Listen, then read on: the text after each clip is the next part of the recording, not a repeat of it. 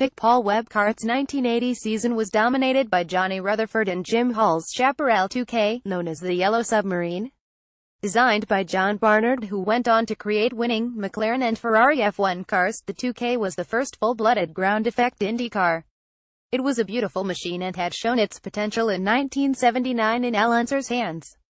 Al ran away with the '79 Indy 500 until his gearbox overheated and finally scored the 2 kiloseconds first win in CART's '79 season closer at Phoenix before taking the tough decision to leave Jim Hall's team. Jim was a good man, Al reflects. He was a good owner, but we were having problems. First, John Barnard quit because he didn't get along with Jim. Then our chief mechanic Huey Absalom quit and there was just me and Jim Hall. Jim said he would do the design and engineering, but you just can't do everything. The man was a good owner and won a lot of races in his career, but it just didn't happen. I felt very uncomfortable. Jim didn't want to test. We were supposed to do a lot of testing and we never did any testing.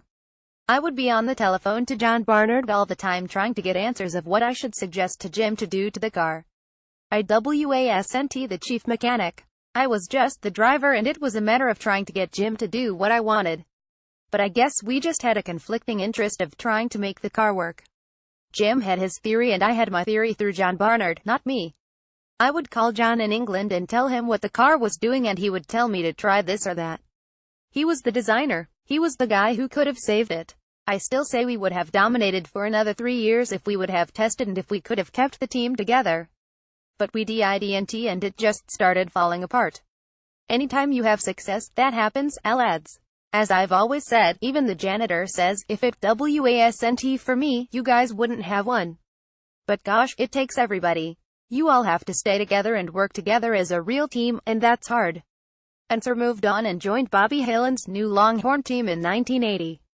He drove for Hillon from 19,801,982 while Hall replaced Unser with Johnny Rutherford, who was available after McLaren pulled out of IndyCar racing to focus on Formula One. Rutherford had enjoyed 7 very strong years with McLaren, winning 18 races, including 2 Indy 500s in 1974 and 76. At that time in 1980 the Chaparral was perfected, Rutherford observes. Al had done a lot of driving and perfecting of the car through 1979. Then he and Jim had their falling out and the car was open to me to carry it on. Al had won the last race of the '79 season with the Chaparral at Phoenix, so we went to Phoenix to test, which was natural anyway because the weather is good in Phoenix in the wintertime. They set the car up just like Al had won the race with and I went out and it scared me to death. No two drivers are alike and I went out and we fussed with it for half a day and at lunch break Jim finally said, I'm not sure I've got any more tricks. We've tried everything in the world. Pick Jim Cutler. I had asked Jim to hire Steve Roby, who was my crew chief on the M24 McLaren. Jim hired Steve and thank God, because Steve was sitting there, biding his time, and doing what Jim asked him to do. Then Steve said to Jim, I know what John likes in a car. Can I make some changes? So Steve started pulling out some different springs and roll bars and before the day was over we were 2 seconds under the track record and the car was phenomenal. The capability went up to where I was used to being on the edge and then it went on. It got more grip before the day was over. I was running nearly flat-footed all the way around Phoenix. The only time I had to lift was going into turn 1 to transfer weight to the right front to stop it from pushing. It pushed me over so far and hard in the seat that you were holding on and really having to work the wheel. It was, let's go somewhere and see what the rest can do against us. It was something that was the first time I ever had a race car that made enough lateral G to make me grunt. It would absolutely make me grunt as it turned into the corner and I had never experienced that before. The Chaparral was a fantastic car and a pleasure to drive, and of course, we won the Indy 500 and the championship with it in 1980. It was an incredible ride. Of course, the Chaparral 2K ushered in a whole new era, Rutherford adds. It was the first real ground effects Indy car and it put whole new demands on the driver with the lateral G forces it created. It was fast, very fast, and took a little acclimatizing to get used to. Rutherford points out that every IndyCar since the Chaparral has followed its design parameters. It's interesting that the basic concept of the Chaparral remains unchanged through today, he observes. The layout of the chassis and aerodynamics of every IndyCar since then has been the same as the Chaparral. The concept and the way you apply it is the same today. You use the rear wing as a trim tab and the front wing to balance the car. Rutherford won 5 races in 1980 at Indianapolis, Ontario, Milwaukee, Idaho and Michigan, and added 3 second places to handily beat Bobby Unser to the championship. 1979 champion Mears won only 1 race in 1980 and finished 4th in the championship behind Tom Sneva.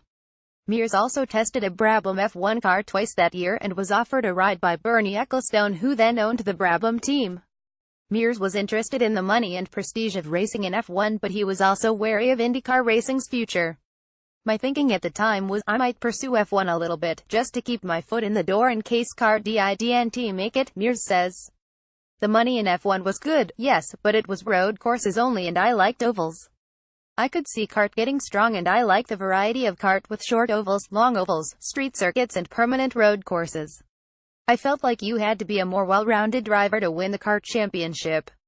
To me, CART was more competitive and more challenging. Pick Paul Webb. More than a third of a century later, it's breathtaking to reflect that for a brief period of time CART was a growing worldwide rival to Formula 1. In 1980, PPG Industries signed on as CART Series sponsor, and through the 80s and into the 90s, the CART PPG IndyCar World Series thrived, gathering a strong schedule of races in deep field of teams and increasingly international drivers.